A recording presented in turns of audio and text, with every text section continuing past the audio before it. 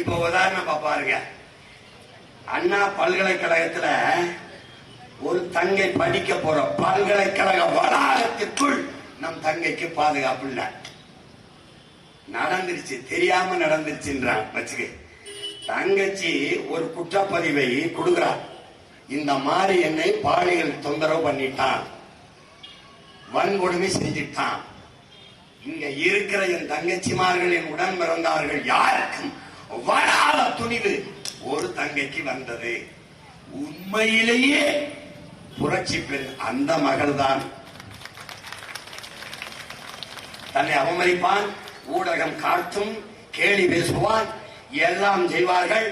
ஆனாலும் எனக்கு நேர்ந்தது இன்னொரு மகளுக்கு இந்த நிலத்தில் நிகழக்கூடாது என்று துணிந்து காவல் நிலையத்தில் புகார் அளித்த அவள்தான் உண்மையிலேயே புரட்சி பெண். என்ன பண்ணா, எப்படியெல்லாம் தன்னை பாலியல் சீண்டல் செய்தான்ங்கிறத வாக்கு மூலமா கொடுத்தாவாரு. அந்த வாக்கு மூலத்தை வெளியிட்டாண்டா திராவிட திருட்டு பய. கேட்டா அது அது என்னது டெக்னிக்கல் எரர். இத்தனை ஆயிரக்கணக்கான எஃப்ஐஆர் பதிவாகும் போது, முதல் தகவல் அறிக்கை பதிவாகும் போது அந்த தங்கச்சி கொடுத்தது மட்டும் எப்படி வெளியில வருது? எதுக்கு வருது? இனிமேல் யாராவது அவன் கைய பிடிச்சிருந்தான், அவன் தொந்தரவு பண்ணா, அவன் அப்படி பண்ணா இப்படி பண்ணான்னு யாராவது நீங்க குற்றப்பதிவு கொடுக்க, வழக்கு கொடுக்க வருவீங்களா? வந்தா என்ன? உன் பேர், உங்க அப்பன் பேர், உன் ஊர் பேர், உன் பாரு எல்லாத்தையும் வெளியிடுவோம். இதுதான் அது. எப்படி எப்படிப்பட்ட வருடத்தில் ஆட்சி இருக்குவர்? நடந்துருச்சு விடு. தங்கச்சிட்ட வாக்குமூலம் வாங்கி பதிவு பண்ணல. அந்த ஞானசேகரன் குற்றவாளி இருக்கா, அவன்கிட்ட ஏன் செய்தாய்? எவ்வளவுனா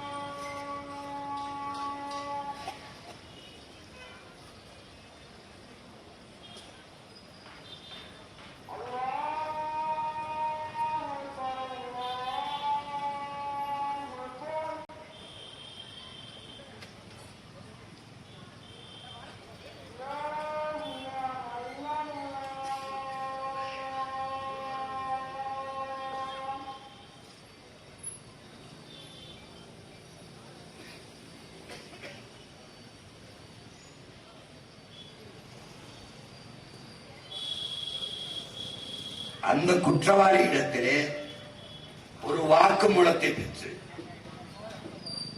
ஏன் செய்தாய், எதற்காக செய்தாய், அந்த சாருக்கும் நீ அனுசரிச்சு போகணும் என்று அந்த சார் எந்த சார் என்று ஏதாவது விசாரிச்சு இந்த அரசு வெளியிட்டிருக்கிறதா? போராட சென்ற எங்களை போராடவே அனுமதி தராமல் கைது செய்தது ஏன்? போராட வந்த பாட்டாளி மக்கள் கட்சியினுடைய